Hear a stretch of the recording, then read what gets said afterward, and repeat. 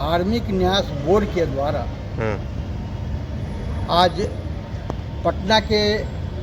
पटना में धार्मिक न्यास समागम किया गया, जिसका नाम दिया गया वंदे सनातनम। वंदे सनातनम सदियों से सनातन भारत की भूमि पर वंदनीय है, फिर भी इस कार्यक्रम को करके जो बीच के आक्रांताओं के काल में सांस्कृतिक ह्रास हुआ, संस्कृति का नाश हुआ और संस्कार का क्षय हुआ, उसको पुनर्जीवित करने का यह एक बड़ा सा प्रयास था।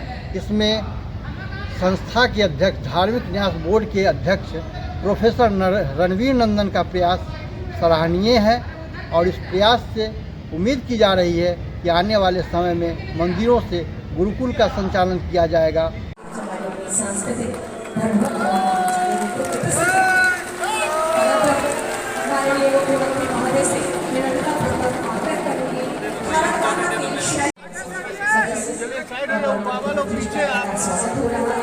और आप जोरदार तालियों से स्वागत करें इस अद्भुत पल का, ऐतिहासिक क्षण का, हमारी संस्कृति का, हमारी अपनी सनातन इस मंच के माध्यम से एक सुखद संदेश।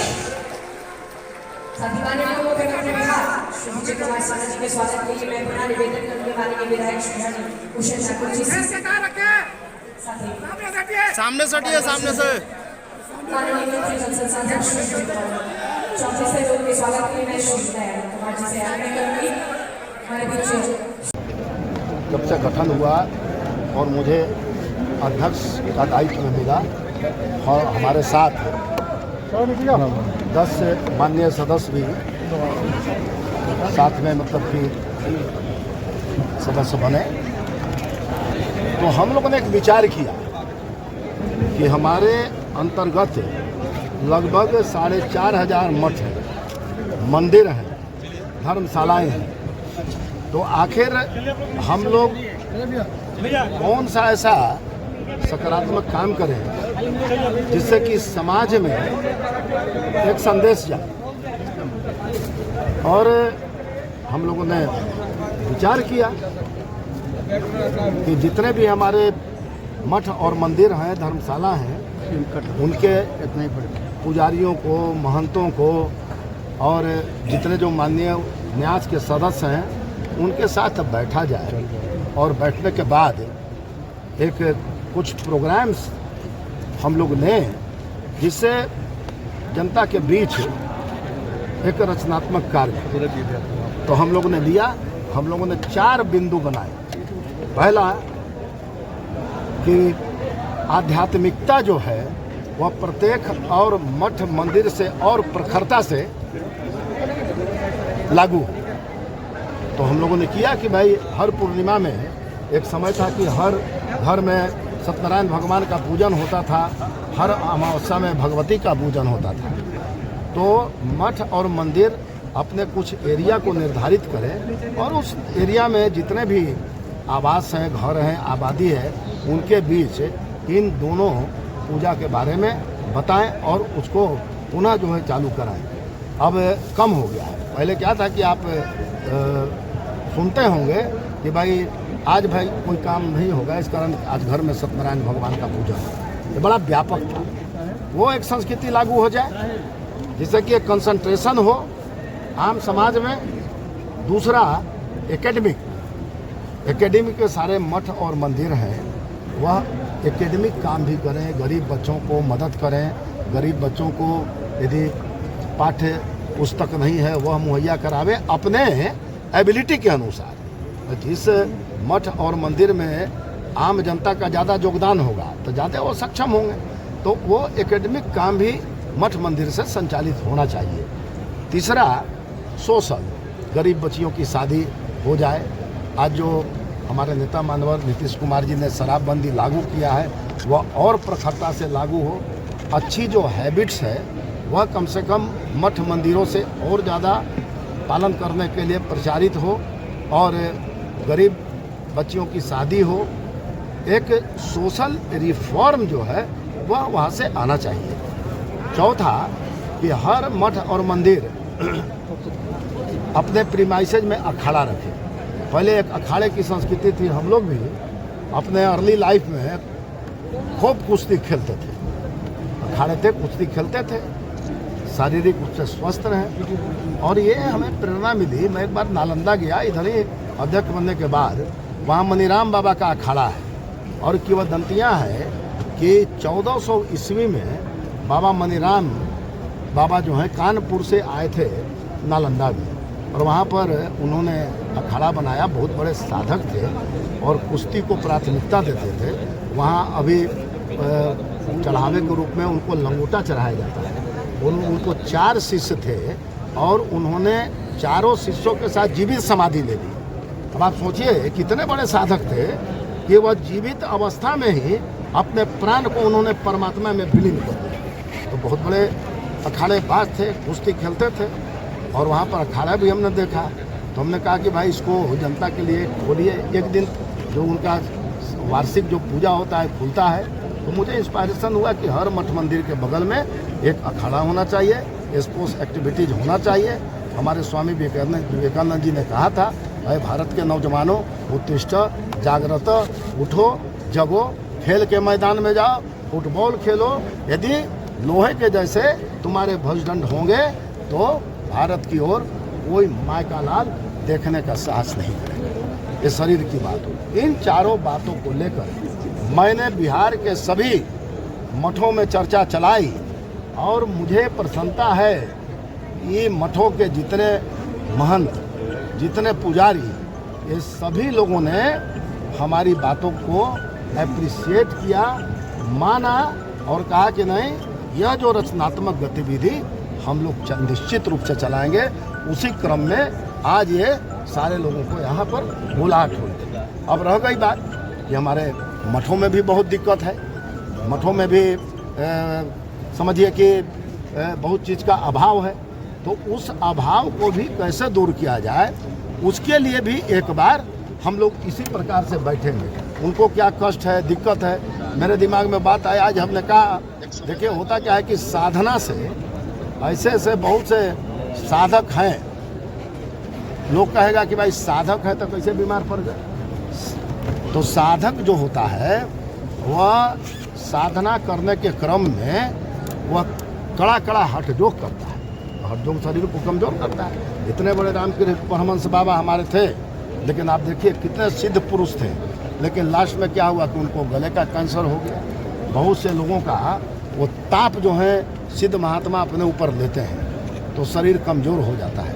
तो हमारे दिमाग में एक बात आई कि हम कम से कम सरकार से यह आग्रह करेंगे कि हमारे रजिस्टर्ड मठ मंदिर के जितने भी साधु हैं उनके लिए भी आप हेल्थ कार्ड का प्रोविज़न करा दीजिए। उनके लिए भी हेल्थ कार्ड का प्रोविज़न करा दीजिए। उनके पास कार्ड रहे, जिस अस्पताल में जाएं तो वहाँ पर उनका इलाज हो जाए। साधु हैं, घुमंतु हैं, घर को छोड़ दिए और अपना श्राद्ध करके मतलब क्यों निकल जाते हैं। ये बहुत बड़ी बात है आज के समय में। लोग कहता ना साधु है, साधु ऐसे थोड़े बन पाता है। ये फुल कंसंट्रेशन होता है कि जीवन के सारी सुविधाओं को तिलांजलि देते हुए उस परम पिता परमात्मा से अपनी आत्मा को जोड़ने के लिए वह व्यक्ति निकल गया, तो निश्चित रूप से समाज में उनको स्थान मिलना चाहिए। तो धार्मिक न्यास इन सभी बातों के लिए गंभीर है। हमारा प्रयास है। बिहार, ये बिहार क्यों बना? यह बिहार पहले विहार था। विहार का क्या मतलब होता है? मठों और मंदिरों का प्रदेश। तो यह मठों और मंदिर का प्रदेश था। इसने पूरे मतलब कि विश्व को इसने ज्ञान दिया। उसका प्रमाण है नालंदा विश्वविद्यालय हो गया, विक्रमशिला विश्वविद्यालय हो गया। उस बिहार में यह जो है आध्यात्मिक संस्कृति का एक पुनर्जागरण हो, ऐसा ही बिहार राज्य धार्मिक न्यास परिषद का प्रयास है। रणवीर नंदन जिंदाबाद जिंदाबाद जिंदाबाद। रणवीर जी, मैं आशुतोष कर्ण, क्रांति टीवी से। मेरा एक सवाल है कि ये सबसे पहले तो मैं आपको बधाई देता हूँ इतने बड़े आयोजन को पटना के इस बापू सभागार में आयोजित कराने के लिए। आपको बहुत बहुत धन्यवाद।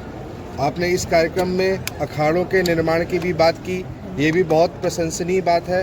लेकिन आपको पता है कि पूरे देश भर में साधु संत और मंदिर से रिलेटेड जो कमिटीज़ हैं और कमेटियां हैं वो इस बात को लेकर चिंतित है कि सरकार जो है मंदिरों का पैसा क्यों अधिग्रहण कर लेती है, बाकी जगह क्यों नहीं करती है। अगर मंदिरों का पैसा अगर मंदिरों में रहेगा तब हम समाज कल्याण के कार्य को ज़्यादा कर पाएंगे। मेरे विचार से मुझे ऐसी कोई सूचना नहीं है। हमारे यहाँ बिहार में जितने भी मठ और मंदिर हैं, किसी के पैसे पर सरकार की कोई दृष्टि नहीं है। वो उनका आय है, वह जो है सर्टेन परसेंटेज जो है, एक तरीका है कि धार्मिक न्यास परिषद को जितने जो मठ मंदिर हैं, यदि उनकी आय है, उनकी आय यदि नहीं है तो फिर वह मुक्त है, यदि आय है तो वो वार्षिक जो है 4% जो है पैसा वो धार्मिक न्यास में भेजते हैं। और हमें यह जरूर इस पर हमें गर्व है कि धार्मिक न्यास परिषद अपना इस्टेब्लिशमेंट बिहार के सारे जो मठ मंदिर हैं उन्हीं के सहयोग से चलाता है। ये बहुत बड़ी बात है। हम लोग किसी पर आधारित नहीं है। इसलिए सरकार जो है वो ऐसी कहीं कोई बात नहीं है। लोग इन बातों को बिना मतलब के बेवजह प्रचार करते हैं। देखिए होता क्या है कि यदि आप रचनात्मक गतिविधियां करते हैं, समाज में आप ऐसे ही रिकॉग्नाइज होंगे। आपने देखा इतना बड़ा आयोजन हो गया तो आखिर हमारे साधु संत समाज पुजारी महंत के मन में समाज के प्रति कुछ करने की ललक है, तब न यहाँ पर आए हैं। यही नहीं रहती तो नहीं आते। तो यह तो एक झांकी है, अभी तो बहुत सा दृश्य बाकी है। सर मंदिर का कितना आय होने पर 4% देंगे? नहीं, ये तो मंदिर के एस्टेब्लिशमेंट पर डिपेंड करता है ना। मान लीजिए कि खर्च करने के बाद जी पूजा पाठ राग देश जग सारा जो करते हैं, उसके बाद जो कुछ बचा जी उसका 4% देंगे। नहीं बचा तो नहीं देंगे। अगर वो बचने के बाद भी नहीं वैसा कुछ मंदिर वाले देते हैं तो उनके लिए क्या किया जाएगा? ऐसी बात नहीं है। हमारे यहाँ वो संस्कार नहीं है। हमारे यहाँ सारे लोग मतलब क्या कहें उसको, भक्ति की पराकाष्ठा है, ईमानदारी की परिकाष्ठा है। वो ऐसा नहीं है। और हमारा सनातन समाज जो है वो बहुत ईमानदार समाज है। वो समाज में मतलब कि कुछ देने वाला समाज है। वो इसलिए ये सब मिथ्या है, ये सब दूसरे जगह होता होगा। हमारे धर्म में, हमारे सनातन धर्म में नहीं होता है। जी। एक और सवाल है महाशय, ये जो सुप्रीम कोर्ट की और जो कोर्ट की है, इनकी जो दखलंदाजी है संस्कृति में, सनातन धर्म में, इसको आप कैसे देखते हैं? दखलंदाजी नहीं है, कोई भी बात है। यहाँ संविधान है और उस संवैधानिक व्यवस्था के तहत हमारा यह धार्मिक न्यास परिषद है। तो निश्चित रूप से हमारा भी कर्तव्य होता है कि हम देश के संविधान का पालन करें। यदि देश के संविधान का पालन करेंगे तो कहीं कोई कोर्ट में मामला नहीं जाएगा। यदि नहीं पालन करेंगे तो कोर्ट में जाएगा। सीधा सा बात। कृष्ण जन्मभूमि का मामला भी तो कोर्ट में ही है। अब थोड़ी, अब तो सब बात की विषय है, वो तो आप ले जा रहे हैं। हमारा धार्मिक न्यास का जो समागम हुआ है बस उसी पर रहना है, बाकी सब बात। सनातन वंदे सनातन, सनातन सदियों से वंदनीय है। आज फिर वंदे करने की क्या आवश्यकता पड़ी? ये तो अब ये धार्मिक न्यास बोर्ड का क्या निर्णय है, हम लोगों को जो सूचना मिला, जो आज विशेष कार्यक्रम है इसमें आपको भाग लेना है, तो हम सीतामढ़ी जिला रूनी सैदपुर अंतर्गत गाढ़ा एक बस्ती है, राधा कृष्ण मंदिर, हनुमान जी और गुरुदेव भगवान मंदिर, वहाँ के प्रधान पुरोहित हैं या अध्यक्ष कहा जाए, सचिव कहा जाए, जो भी कहा जाए, व्यवस्था देखते हैं वहाँ का। और नागौर के बारे में हम प्रधान पुजारी हैं यहाँ जी कदम स्वामी पटना। एक जो सनातन परंपरा में देखी जाती है, ये 1823-24 एजुकेशन एक्ट के पहले जो गुरुकुल जो मंदिर में चलता था उसे अंग्रेजों ने भंग कर दिया। तब से सामाजिक विध्वंस जैसे छुआछूत प्रथा, आपकी वैदिक पढ़ाई, ये सब छूट गई थी। तो अब या आज के सभा से क्या उम्मीद लगता है कि मंदिर से गुरुकुल फिर से चालू किया जाएगा? उम्मीद तो यही करते हैं कि हम लोग सनातन धर्म को आगे बढ़ाएं और जन जन का कल्याण हो, सभी लोगों का जो है सो इसमें श्रद्धा और भक्ति बना रहे, भगवान के प्रति श्रद्धा हो और एक जागरूकता होकर के धर्म के प्रति आस्था हो, धर्म का निर्माण हो, है ना, सनातन का विकास हो। जी, जैसे जो कहना है जी, हर पढ़ाई में इंग्लिश प्रथम, जी, संस्कृत गौण जो है, नहीं, संस्कृत को उत्थान किया जाए। बस संस्कृत का उत्थान आज के सम्मेलन से क्या कुछ बल मिलेगा संस्कृत को पढ़ने? जरूर मिलना चाहिए। प्रारंभिक शिक्षा बच्चों की संस्कृत जी, में जी, हो जाए। संस्कार और संस्कृति ये तो दो होना ही चाहिए। हर इसके लिए मानव क्या- को चाहिए जो संस्कृत भाषा का आगे बढ़ाए। हम लोगों का जो सांस्कृतिक है, सनातनी है, इसको हम लोग बरकरार रखें।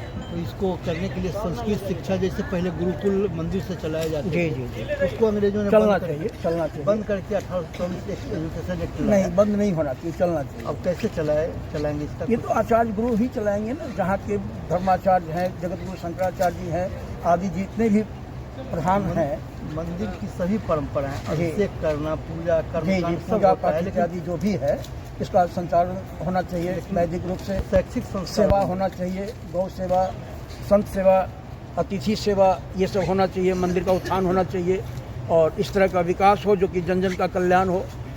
हर मानव का इसमें सहयोग होना चाहिए। नाम बता दीजिए। नाम बिहारी शरण जी जी। वैसे पुकार का नाम वैद्यनाथ मिश्र है। श्री नागावट कुरवारी राम जानकी मंदिर कदमकुआ पटना, प्रधान पुजारी। आनंद अमन, ABC बिहार न्यूज, पटना।